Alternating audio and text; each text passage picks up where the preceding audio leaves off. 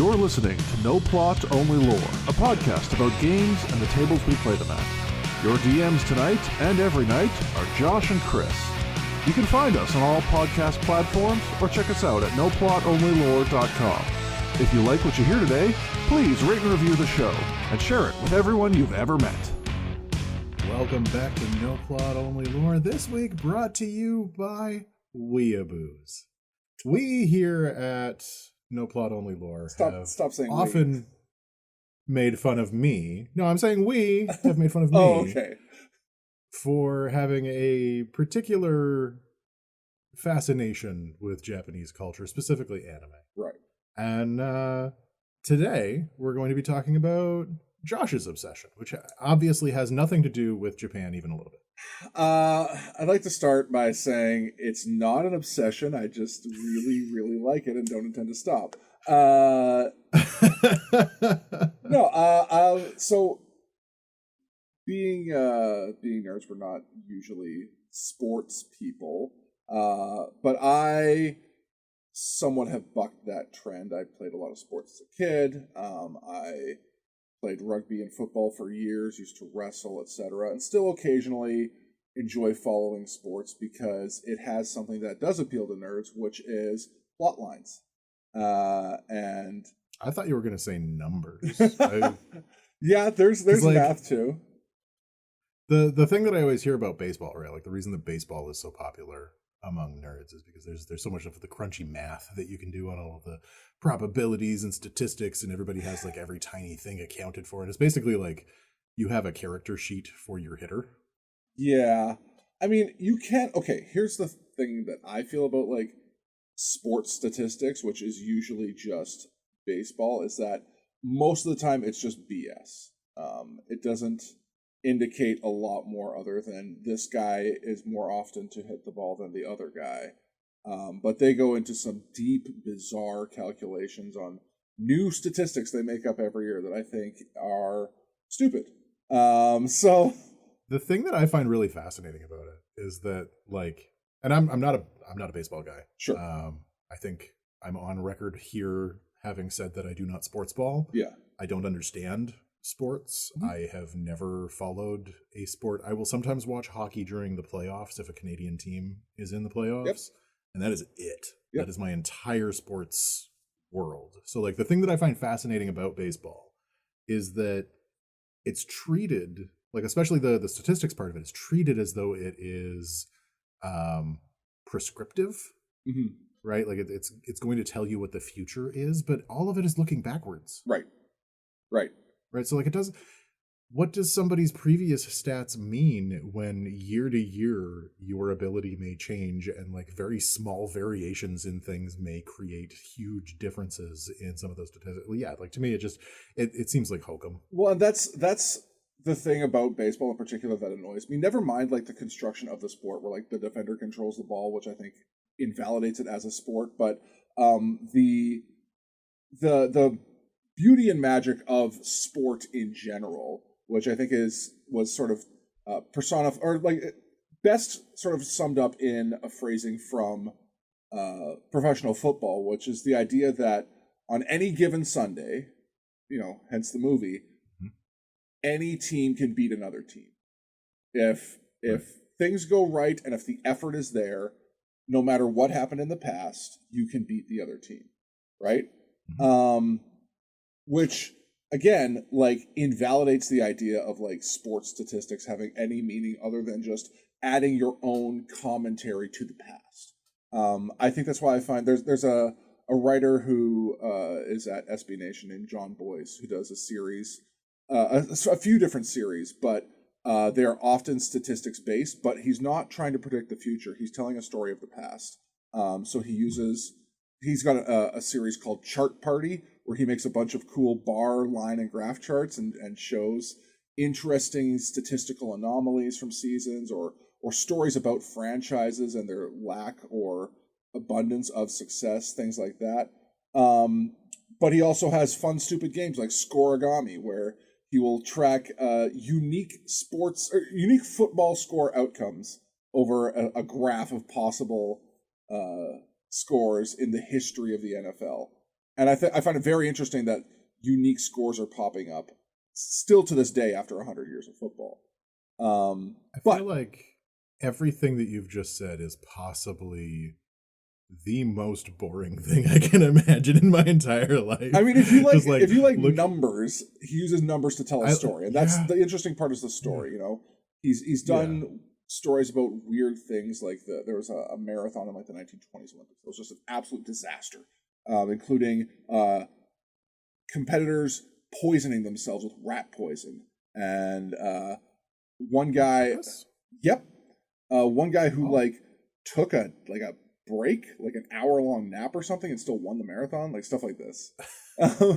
But for me, like when I watch sports, the ones that I watch most often tied to the things that I used to do. I understand the struggles and decision making that these guys are going through, but it comes down to like physical aspiration, and I think some of the purest representation of that, when you distill it down to one competitor's application of their physical will upon another, the best implementation of that, or at least the to my mind the purest, is sumo. Combat sports in general, but specifically sumo. So to my mind, sumo is two very fat people slapping the shit out of each other and then hugging for a bit until one of them falls down. Okay. Am I wrong? You're not entirely wrong. There are aspects of that have been more or less true throughout history. But the core of sumo is two men entering a ring until one of them... No women. Point of contention. No women. Women are allowed in amateur sumo, not professional sumo, which comes back to the origins of sumo that I'll get to in a second here. But the idea being that two guys wearing minimal clothing are struggling against each other until one of them is either forced to touch the ground with anything other than the soles of his feet or forced out of a 15-foot wide circle. So, generally speaking, why? So, let me get to that in a second here. So, well, I was trying to invite you to do the origin of sumo. Like, why is this happening? Yeah. Why are these two very large men slapping the shit out of each other and then hugging until one of them? So let me give you a quick rundown of the actual thing that is sumo right now, and then how we got here. So right now, sumo is 6 tournaments a year for 15 days. These two guys, the highest level guys fight every day. The lower level guys who are unpaid fight 7 times over the 15 days. Hold on, they're not getting paid? They are not getting paid. Only the top 2 divisions actually get a salary. Now, the lower levels do get a stipend, enough to cover things like a cell phone and occasionally some entertainment, but most of their expenses are covered by the heya, or the stable that they belong to. So they all live communally. They practice daily. Their food is covered by the stable, and then sometimes things like eating out or various day trips and adventures are either gifted by the stable master or by higher ranking wrestlers who do receive salaries. Okay, and by stable we are like purposefully drawing a like direct comparison to horses. Is that on purpose? Okay. Yes. Okay. Yeah, the stable is the anglicized translation of heya, I guess. But the idea being that they are the origins of sumo required a lot of patronage.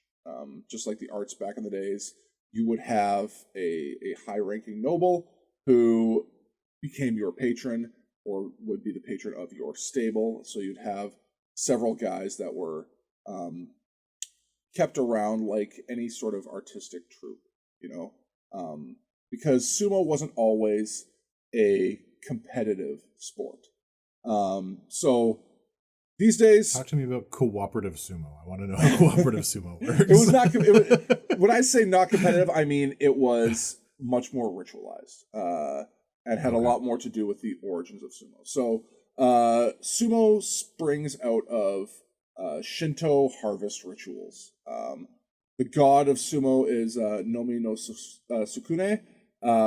Prior to professional sumo sort of being established in the Tokugawa era, sumo was almost exclusively performed in shrines and temples to Shinto. There is a roof that is over the dohyo that represents the sky. The dohyo itself represents earth, and the canopy is styled just like a Shinto shrine. The gyoji or judges dress like Shinto priests. The head judge does a consecration ceremony of the dohyo before every basho, which, by the way, is completely demolished and rebuilt by the ring attendants every tournament, because it falls apart over the course of 15 days. I mean, it is the traditional one is made from clay with straw bales around the outside that are buried into the clay, and it dries out and falls apart over the course of the tournament.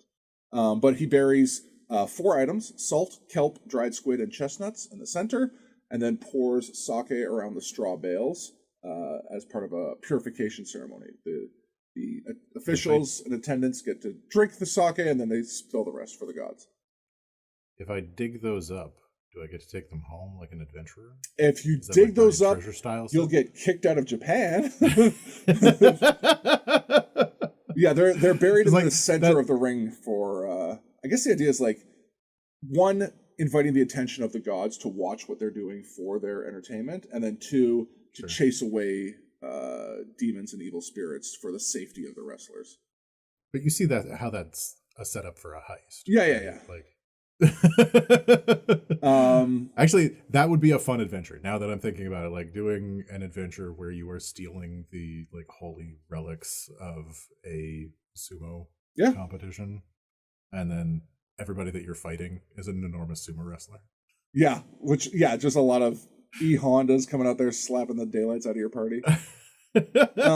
So other Shinto parallels include the yokozuna, which literally means horizontal rope. They have there's a rope that gets placed across like holy areas of Shinto shrines, and the theory or the mythology behind it is that one of the early champions like grabbed one of those ropes and tied it around himself, essentially saying like, I am the holy place, try to touch me. And so now it, you'll see it's got those like lightning bolt kind of papers that are attached to it, along with, that directly mirror other Shinto decorations. And then the yokozuna themselves do their dohyo iri, or their ring mounting ceremony at the start of every day as part of a purification ritual for that ring every single day. I'm not going to go into like how the sport works so much in this episode, because I feel like that's something I feel like I've already covered it. Yeah, I mean, there's some subtleties to it, but like the reality is the thing that appealed to me initially about sumo was that it was so simple.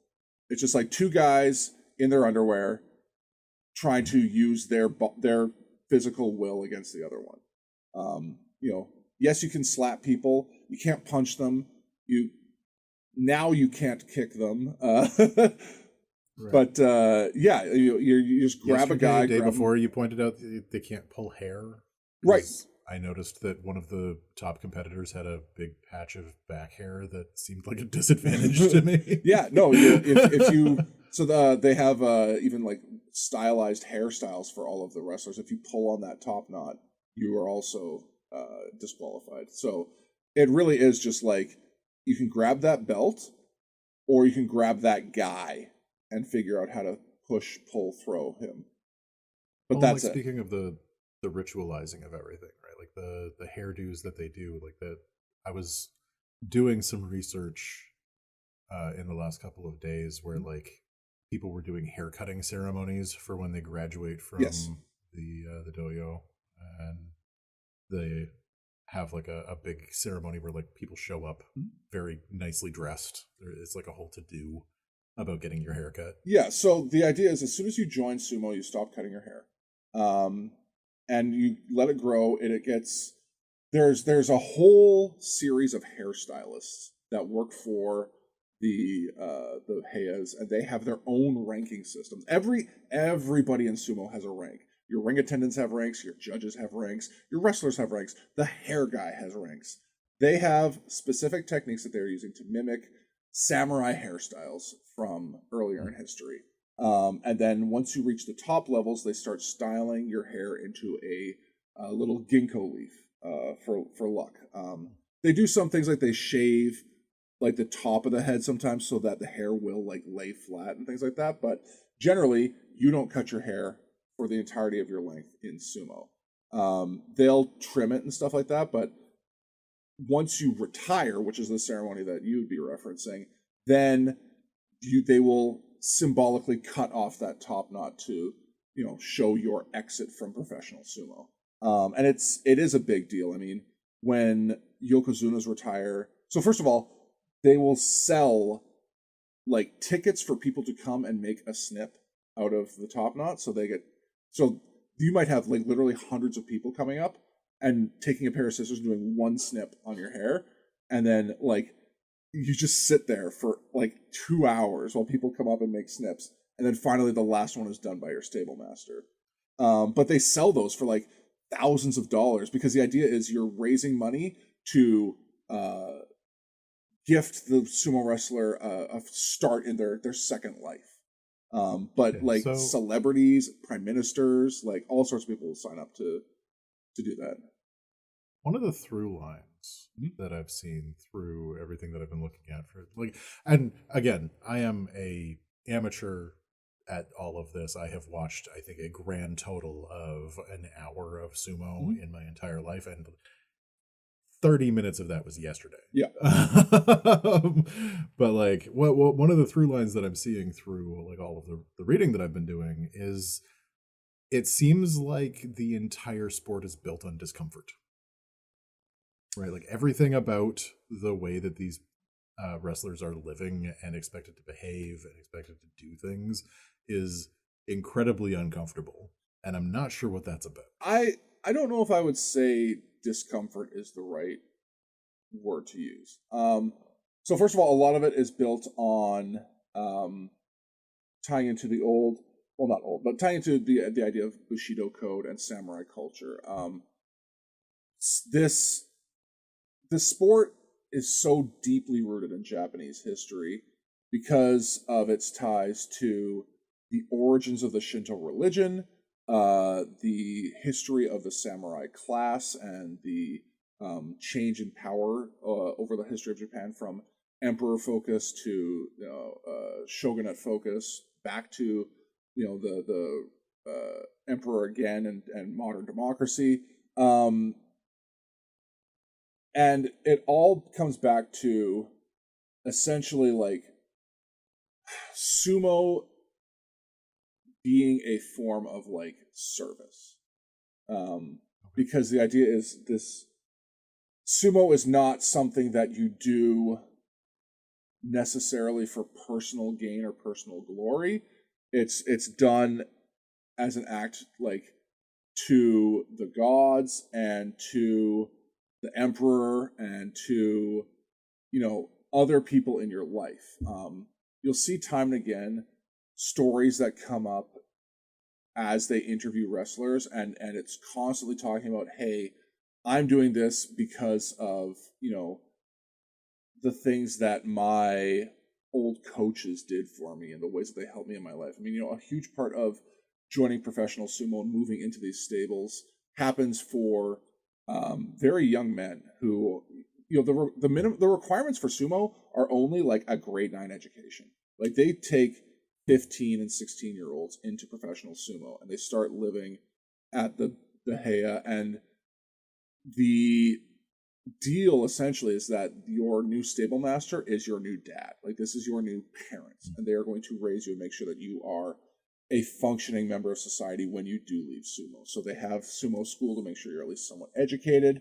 And they are trying to make sure that like you have sort of a dignified life in this service, which is why like the fact that they're not paid to a certain level is not like, it's not seen as like necessarily a bad thing. Like your life is sumo because that's a job that gets fulfilled in society. Like you need to have these sumo wrestlers doing what they do. And it gets more. I'm trying to think of like an equivalent, but like trash guys get paid.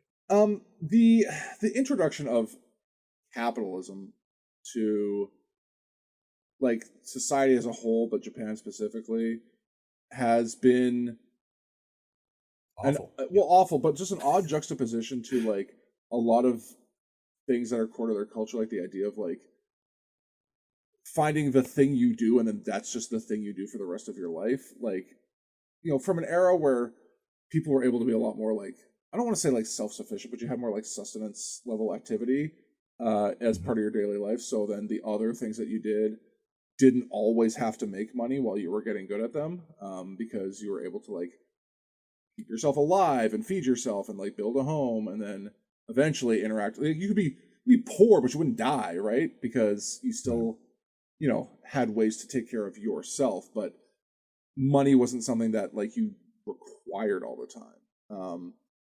So as long as you were paying your taxes and some samurai didn't run through your town and burn it. Sure. But yeah, you know, just want to make sure that we're not like rose tinted glasses. No. Like, I'm not saying Japan is perfect in any way, like far from it. But the way that like capitalism interacts with sumo is really weird because sumo just like, it's from a different time in a lot of ways. I mean, and they really strongly cling to that idea that this, like the phrase that gets thrown around a lot by them is the beauty of tradition, and you know, this idea that like this is just how things are, and it doesn't need to change or modernize because you know you've lost sight of what is important in life or things like that. Like it's there's a lot of oddness attached to the role and function of traditionalism in Japan as a whole and sumo in particular. But I love like as a weeb and as a person who does eventually want to move to Japan and as a person with very deeply held left-wing beliefs, the idea of Japan as a liberal utopia is hilarious. Oh yeah. Just like find me a more traditional, more uptight, more like manners forward, more like tradition focused culture. I'll wait. Yeah, but it's funny because like it feels like Japan came to similar conclusions of like left wing ideas about like how to like collectivize and take care of all levels of society, just from like completely the wrong angle. Like, yeah, because they're not looking at it as like helping people is good. They're looking at helping people is your duty. Yeah, it is a thing you do. Yeah, right? to not help people is wrong. Yeah, it's not that helping people is good. People are wrong and bad, and we need to help them. Yeah. It's our duty. Yeah. Helping people isn't good. Not helping people is bad. That's it's not altruism. No, there's nothing about that that's like trying to help your fellow man. It's making sure that you and your family look good. God damn it. Yeah. Yeah. So yeah, let's talk more about like sumo through time, because you know we talk about this idea. Tell me about the first sumo. I want to know about the first sumo. So sumo talks a lot about how it is a 2,000-year-old sport. So the first mention of sumo, like in any sort of like real writing, comes from about 712 AD, where it talks about two gods decided to have a sumo match to determine possession of a chunk of the Japanese islands. So the two gods were oh god, I'm gonna screw this up. Takemi Kazuchi, the god of thunder, swordsmanship, and conquest, versus Takemi Nakata, the god of water, wind, agriculture, and hunting, who is a killed that dude. All right, well, the pronunciation's very solid. So he is the distant descendant of Susanoo, who is the god of storms. So Kazuchi basically grappled the arm of Minakata and they say crushed it like a reed.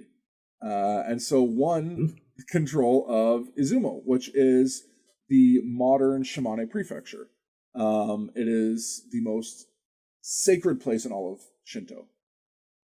Is breaking your opponent's arm through squeezing real hard a valid way to win a sumo? If you just squoze it, maybe. But even then, like, just because his arm breaks doesn't mean you won, right? I've seen some pretty gnarly things happen in sumo, and the injury happening itself was not enough to win. The other guy still has to step out or put his hand on the ground or something. Is there a TKO? Like, can you be technically knocked out? You could be for real knocked out. Yeah, but if you're just like standing still, but like obviously about to die. No. So in sumo, someone has to win, or more accurately, someone has to lose. So if you're just standing there with a dangling arm because you dislocated it, you're not out yet. You haven't lost. So so that they fight over this province essentially in Japan, and from there that becomes sort of the holiest place in Shinto, which has produced over time. That particular place produced former Sekiwake Okinoumi, who I only really know because he was a like hometown favorite to Jason of Jason's All Sumo channel, which was one of my first exposures to Western coverage of sumo. And he in particular was a huge onboarding point for a lot of people into sumo over time. Not a name I was expecting to hear over the course of this episode. Jason? I was expecting a lot of Takemi Kazuchi's and Takemi Nakata's, but no Jason. No, Jason is an American English teacher in Japan. He's been there for quite a long time. His channel now is just Jason Sumo because his other one got copy struck so much by the JSA, which is like a whole other problem with like the JSA and their interactions with like fans outside of Japan. So he was a big fan of Okinoumi. And as well, the 12th Yokozuna Kyugoro was from there. And currently there's a wrestler named Ryotaro from there. But for a place that is the birthplace of Shinto, its connections to sumo are not crazy deep. There's only like a dozen guys out of that area. But the other early reference to sumo is from a document called Nihon Shoki, which is basically like this Japanese historical chronicle from 720, which dates the first sumo, according to their claims, in 23 BC, where two guys wrestled and one guy kicked the other guy to death. He kicked him and broke his rib, and then kicked him in the spine, and he died. Was he still standing? I don't know. So, fun fact about historical sumo is that for a long time, it was fought to the death. Sumo was not a sport. Sumo was at first like a combination of test of skill and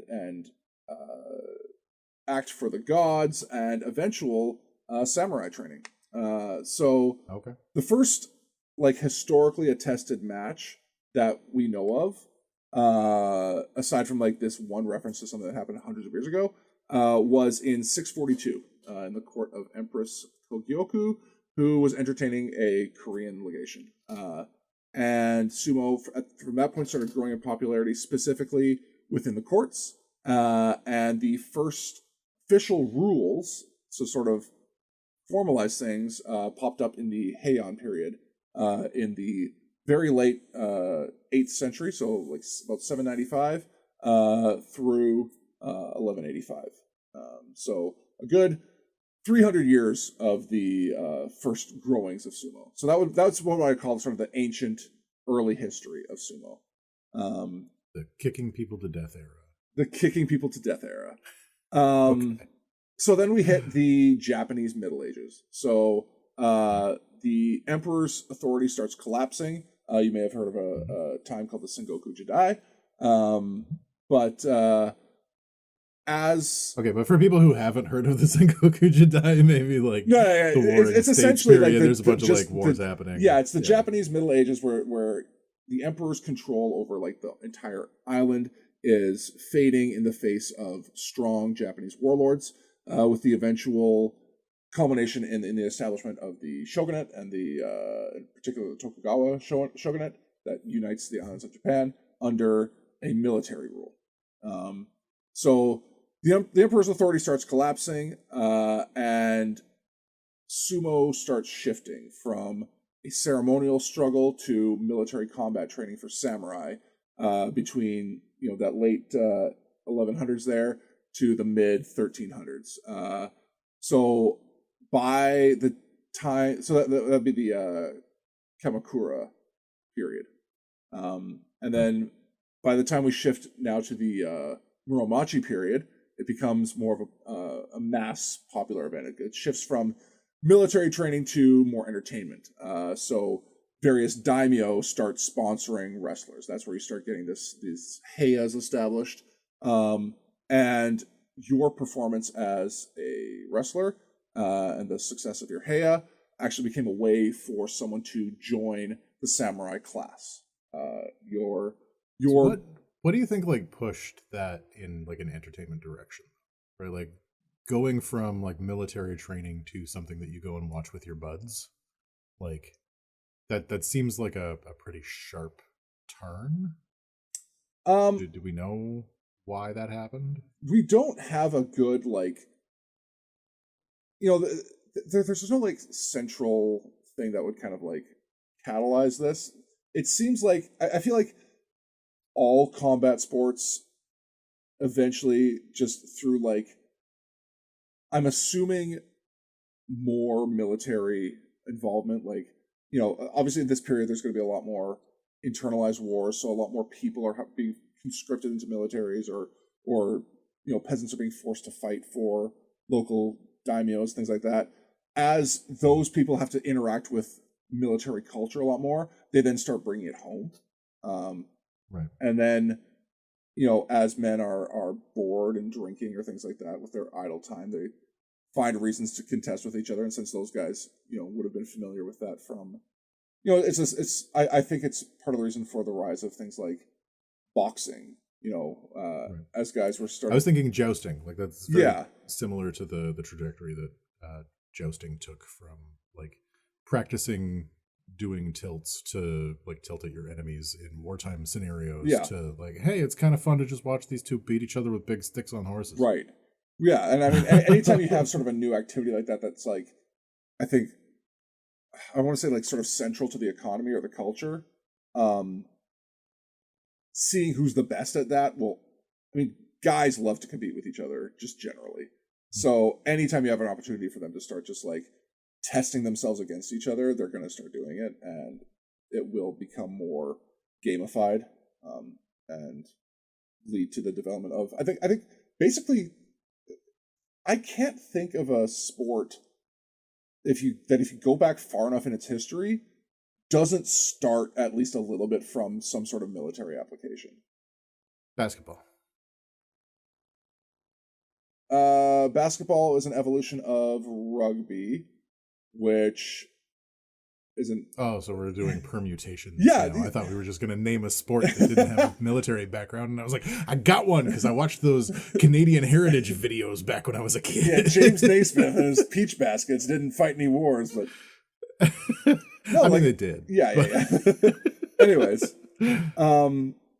so it becomes sort of a more popular mass event for entertainment, and it becomes so popular that Oda Nobunaga, who people may remember as the protagonist from Shogun, but very famously, very very famously, the big head honcho of the shogunate as it finally united Japan, held a 1,500-man tournament in 1578.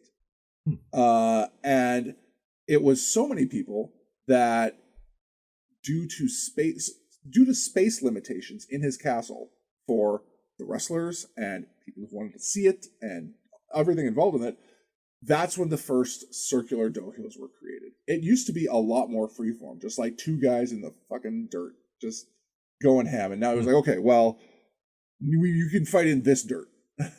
This circle of dirt, which is officially surrounded by hay bales. It's officially 14.9 feet across, which is really weird. I don't know. Slightly bigger in the middle of the circle. Yeah, because they've got these little cutouts for some reason. I don't know what that measurement is based off. I have to assume it's some sort of ancient measurement that was standardized, but who knows? So yeah. They developed the first circular dojos, which over time developed until about the 18th century, where you get now the slightly raised dohyo, and the straw bales that define the edges, things like that. So the winner of that tournament was given a bow, and he began dancing with it to show his gratitude, which is now... Okay. What type of bow? Because this is Japan. It could be a big bow that you put in your hair, or it could be a bow that shoots arrows. It is a war bow. And now that bow, the idea behind that bow is that now that's incorporated into the daily closing ceremonies of the tournament. So there's a bow twirler who does a little performance with a traditional Japanese bow, unstrung, but they do a little dance every day with the bow. And in fact, some of the... So this is what I'm saying. Like, you tell me that somebody's doing a dance with a little bow. Yeah. Then there's a couple of... No, masculine bows. These are manly bows. Yeah, so that even extends now to some of the special prizing is like bow strings and like arrows. So it grew in popularity, but started to become a nuisance in the start of the Edo period due to basically just like guys fighting in the streets wildly, just because I'll show you my sumos. Like just guys being dudes. I don't know what it was, but it got so out of hand that they banned it in 1603. This sounds like exactly the sort of shit that you would get up to. Yeah. Yeah, that's fair. I would be that guy that's over on the side being like, no, I don't want to show you my sumo. Yeah. And I'd be there slapping my gut like, sumo time. So yeah, they banned this sport for like 80 years. Like they're just that's a long time. No sumo anywhere. And then in 1684, they said, okay, you can have one charity sumo at the shrine. So at Tomi... 80 years, who would even know the sport still? That's, it's one of those things where like... no one's really been able to articulate to me, at least not that I've seen, how the sport survived going underground for so long. I have to absolutely Fight Club. I have to assume it was like the Shinto priests and the Shinto temples, like keeping it on grounds in secret. Like, hey, we're just like kung fu at a temple. Like, we're just going to keep doing this, just out of sight, you know. So yeah, they allow... I kind of love the idea of like you walk past any Shinto shrine and there's like the four fat monks. Yeah. Everybody knows that the four fat monks do sumo. Okay, I'm gonna sidebar for a second because you keep bringing up fat. Right. The fat thing did not really take off until like the modern era. These guys were... Sumo is an open weight sport, and generally being bigger is better. I don't know if you've had any interactions with any fighting sport, but there's weight classes for a reason. Yes. Yeah. Yes, there are. Yeah. I did do some boxing as a younger man and was definitely fighting above what my weight class should have been. Yeah, Floyd Mayweather only gets to be Floyd Mayweather because he fights other guys the same size as Floyd Mayweather. If Floyd Mayweather has to fight Mike Tyson, there's a problem. So Sumo says that's a you problem, and so get bigger. So fair, yeah. But the idea of just like these guys obviously got bigger through daily training and all the just like workout stuff they would do. Even now, sumo encourages a lot of like cross training for muscle development and just general strength training. But putting on an extra layer of weight has never been a bad idea, because essentially the way that these athletic guys put on fat is that it's subcutaneous fat and almost forms like a layer of armor over their muscles, both to protect them and just give them extra power in their hits and stability. That is not the type of fat I have. I have intramuscular fat, which is significantly worse for you because it's all wrapped around my organs, keeping them nice and insulated. So Tomioka Hachiman Shrine holds this charity sumo tournament, and shortly after, the first official sumo organization is developed, and they start formalizing the sport. So most of the elements, well, not most, but many of the elements that survive to the modern day are established at this time. So late 1600s, early 1700s, you start getting things like the dohyo iri, or the ring entry ceremony, the formalization of heiyas under a stable master, the gyoji, or the referees, and their ranks and structures, and the mawashi itself. It used to just be literally guys fighting in their underwear. Now it's like, okay, we're going to make this combination of belt and underwear that is like the uniform of the sport, both for functionality and for, modesty. Which, I mean, modesty, heavy memed on. I was going to say, minor note, there is a third way to lose a match of sumo, and that's if your dick falls out. Okay. If anyone sees your dong, you lose.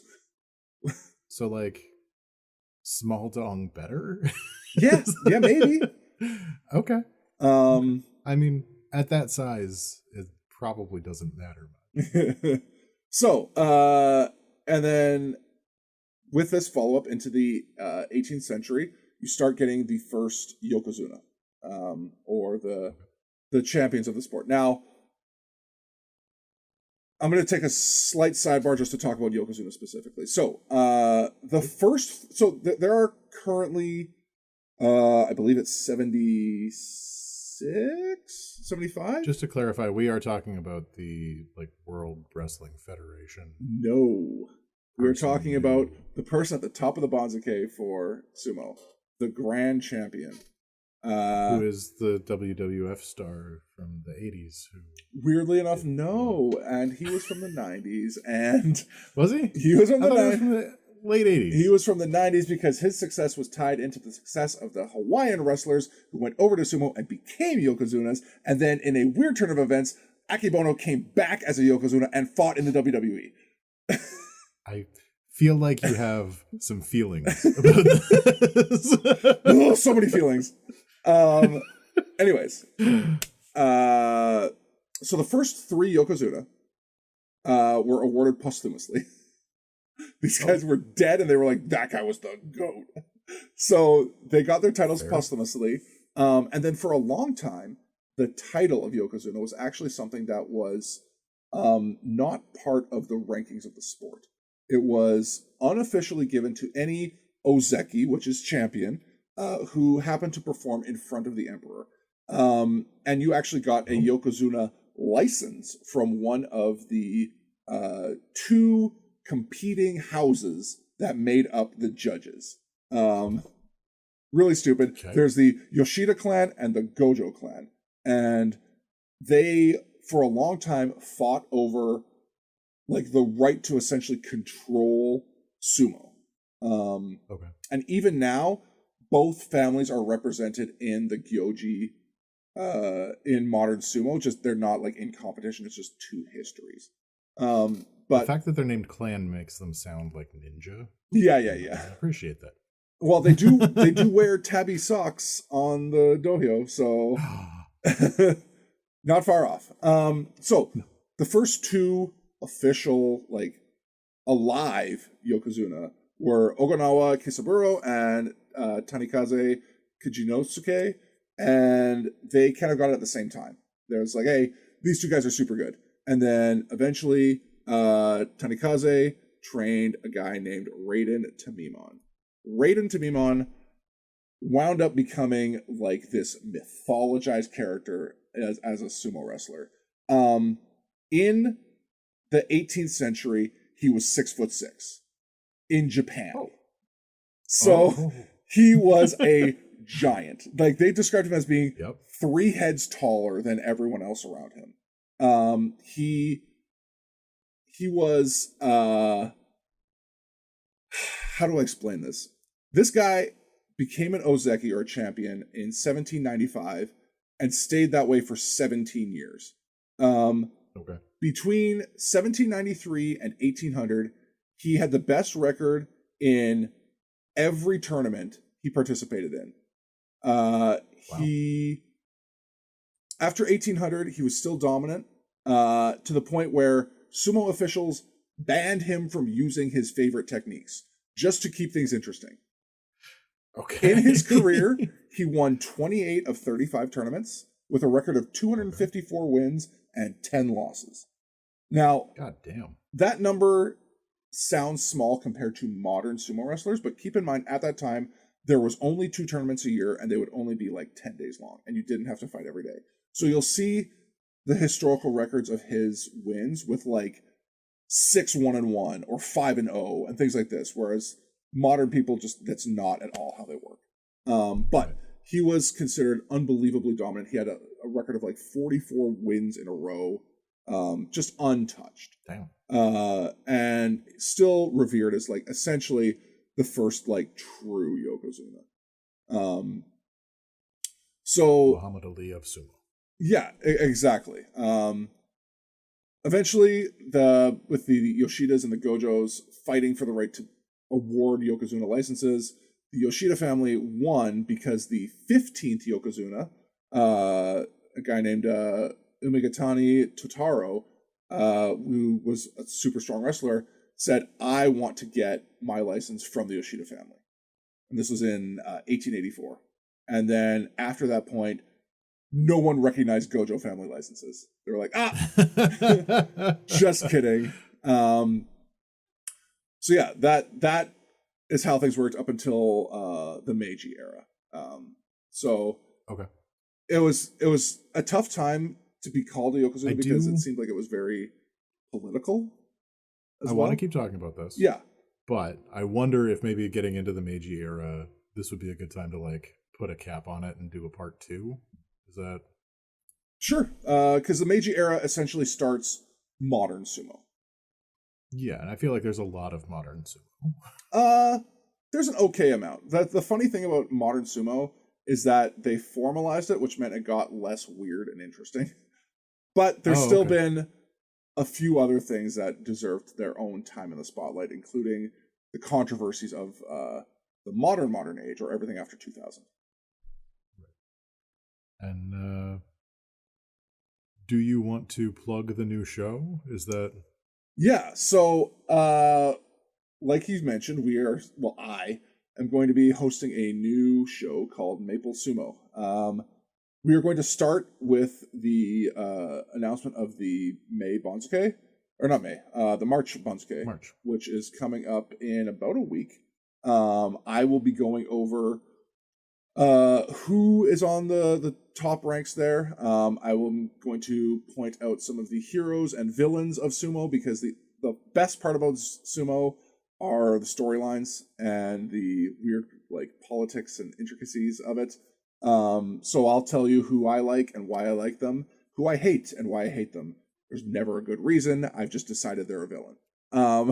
And then starting with the March tournament, we'll be doing daily uploads with a quick recap of the matches from the top division. And then between Basho, we'll do bi-weekly updates with sumo news, maybe some interesting stories or developments of things that happened, interspersed with explanatory episodes for certain aspects of sumo culture and lifestyle, and the odd like profile of significant wrestlers through history. And like Josh said, he is handling the hosting on this one alone. So if you find me pretentious and annoying, you don't need to worry about that going into the new show. I will just be handling the editing and publication side of things. Yes, come see me express my Japanese hyperfixation on this one thing. Yeah. Just, remember that I'm the weeb, I guess.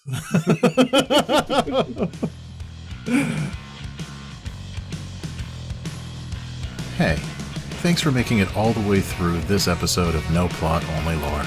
If you're looking for more, you can always find us at noplotonlylore.com and on all the very best podcast platforms. If you like what you heard today, please share, rate, and review the show to feed my never-ending need for attention and validation.